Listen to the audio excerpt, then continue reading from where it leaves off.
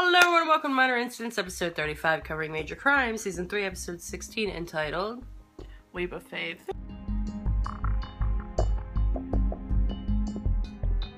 Case Side. The episode starts off with this guy, he's getting ready to jump off a bridge, and Andy's driving by, talking on the phone to Provenza about their lovers. He sees a bunch of sirens going by, he's like, oh, WTF, mate, and then he turns around and he goes to where the sirens are going, because he's a cop. What? I know, hard to believe. We see him talking to this guy on the bridge, and the guy's like, just know that I didn't do it. So they go to the guy's car, and they find a dead body of a young girl. And then they find out that the guy was a registered sex offender. Stuff happens, and then we found out he's with this other chick, and they're ready to get married, and she has a daughter, and they think he's, like, molesting the daughter, but he's not. So then they start talking to the girl who died's parents, and we find out that her stepdad, the girl's stepdad who died, was the one who killed her. Because she was autistic, and he was trying to restrain her, but really killed her. He just killed her. He was tired of doing the same thing day after day. And you know what? I feel like he was a little bitch. On the personal front, Rusty is seeing Emma to go over what he's going to say in court. Can we be done with the Stroh case? Please? Okay, please? Because this is the third season, and this is a case that was going on since the fifth, no, before that, like, from the first season of The Closer, like, early seasons of The Closer, and it's like, dude, can we get over with it already? It's a major crime. Yes. That hasn't been closed yet. No, why is it, no. Since when has a case ever gone on this one? one? There's been a case that gone on that one. But that's not even the point. Not on like, TV. not on a television show, no. So he's going on with Emma what he's going to say. Emma wants him to write a victim statement. And Rusty's like, I'm not a victim or whatever. Sharon kind of explains it more to him. And Andrea then explains it to him, which this is like the only scene they've ever had together. Good job, guys. And she kind of points out that Stroh has attempted to kill you multiple times. Like, this didn't just happen once. He pushed you down a hill. He hit you over the head. He slashed your leg open. If anybody remembers from The Closer when he broke into Brenda's house. Yeah, I was going to say, I forgot he broke into Brenda's house. I'm done with Stroh. I'm done with the Stroh trial. I'm done with it. Is Billy Burke coming back? Yes, he is. He's going to be wearing a big pink dress and a bubble. I sure hope so. This is just a case that's... It just needs to be done with. Like, come up with a new thing. Come up with a new bad guy instead of Still Stroh. That's what they should just call the show. Still Stroh. What did we like about this case, Shash? There's so much going on at one point. I don't even know if I liked the actual case. I didn't either. I don't even know what to say for this episode because there wasn't really anything that stuck out that I liked the most. This was the first and only time I will probably ever root for a sex offender. I wanted him to be able to show that he has changed his life. They threw him on it. Like, I just don't like it. I didn't like it. Like, the personal front, it was good. It's not really my favorite episode this season. It might actually be one of my least favorite episodes. That whole case. And then you brought in his girlfriend's daughter, who looked about 15. I don't know if they actually said her age. Maybe 13. I think she was 13. Okay, but still for a 13-year-old, why is she making hearts that look like that? Why was that a point in the case? I don't understand. I just don't get it. I don't get it. She's confused by it. We're supposed to say things we liked. There was a lot going, I know, but like there wasn't really anything. But like there was too much going on, but nothing really happening. Exactly. From start to finish, what did we find out? That it was her parent, her stepdad all along. Like, who didn't see that, think, at least at one point during the episode, at the beginning of the episode, that it was probably her parents. Which is fine. We're okay with being able to guess it, but, like, make it interesting for us. And it wasn't. We talked about the mother and the father for a while, and then all of a sudden you just focused on the sex offender. And it was freaking Paula Marshall playing the mother. She was in one of our favorite shows called Out of Practice. Which is one of the worst shows on TV. I don't know what she's talking about. It is available on Netflix if you ever want to go watch it. You will thank us later. I've binge watched it several times. But was it fascinating? Yes.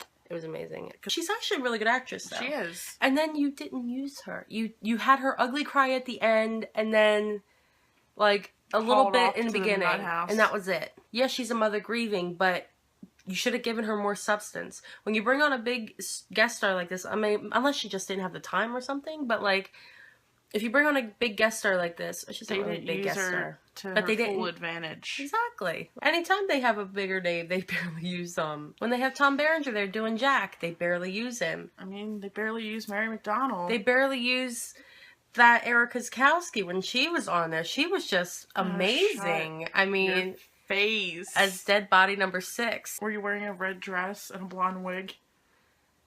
No. Yeah. I was one of the dancing Santas. Like when you have somebody who has a very impressive body of work, you don't just have them in 2 scenes and that's it.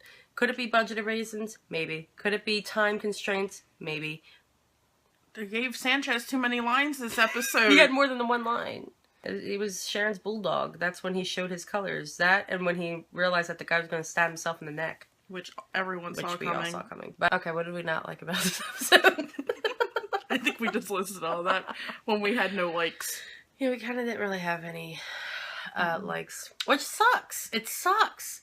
Like, I did like okay, one thing I did like was that home scene with Sharon and Rusty. Yeah, that was good. That was good. That was it. That was kind of it. Because that last scene with Andrea, Sharon, and Rusty, kind of awkward. I do like how Sharon just, like, looks at Rusty, like, say thank you. Yeah. Or, like, when she was, like, directing people with her hands and, like, her head, like, good job. And I love how it was like, Aunt Andrea's going to take care of this for you, Rusty. Don't worry, bud. Don't worry, Aunt Andrea got it. And you bring Kathy Mazer on, too. And it's like, she's a good actress. Don't only have her in 1 scene. Bring her on as part of the cast, or don't. I wish they would. Everybody wishes they would. I wish they would bring her on as, like, a regular. And they haven't yet. What are we rating it? I'm gonna give it a 7. I was going to say the same thing. And it's only because of that case.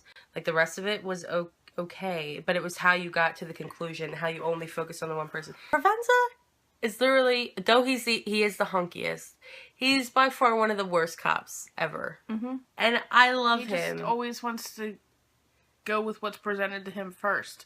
I don't know if it's because he's been doing it for so long, and usually, he's just over it. I mean, usually your first hunch is the correct hunch, but this was not the case. Or ever the case. Literally, this was not the case. No. I mean, give Provenza something decent. I mean, like, have him in a shower scene or something. Let the ladies have fun with it. Without objectifying him. What are we predicting for next episode? That Julio's getting arrested. We saw scenes from the preview, and it shows that Sharon is reading the Miranda rights to him, and he was on the ground punching somebody. Synopsis says that somebody is either stealing money or, like, beating his mother up that's supposed to be, like, taking care of her. We finally see Sanchez's mother come around. And then we also have, in another side of it, we also have Jack back. Jack Attack. Who shows up to Sharon's apartment acting recklessly. So is he going to be acting recklessly as being drunk, or is he going to be acting recklessly as Jack? Question last week was, do you think Sharon's going to find out about Jack drinking? And you all screamed at us, episode 17! Episode 17 shows up to him reckless!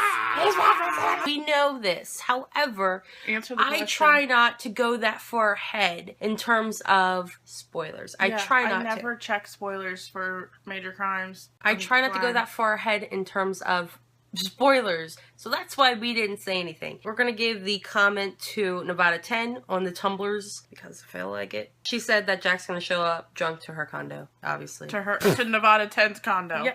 He's going to show up drunk to her own condo. Probably lock your doors, girl, because that's not going to be good. Question for this week is, do you think Emma is doing the right thing by having Rusty write this victim statement and, like, going the direction she's going in?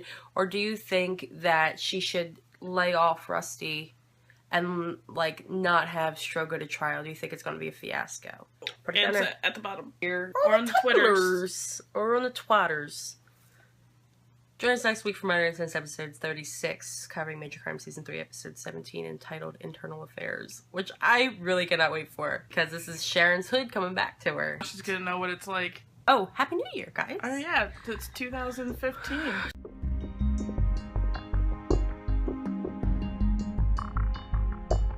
Let's just get this out here, okay?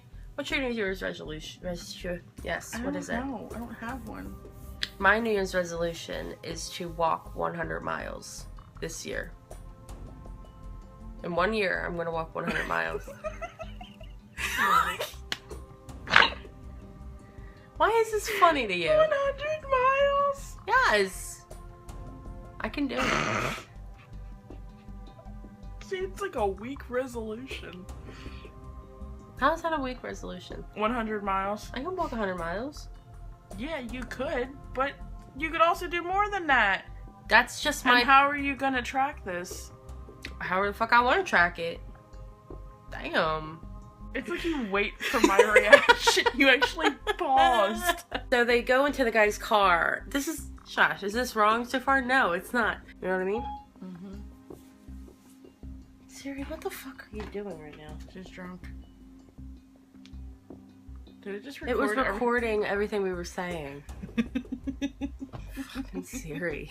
How can we be lovers if we can't be friends?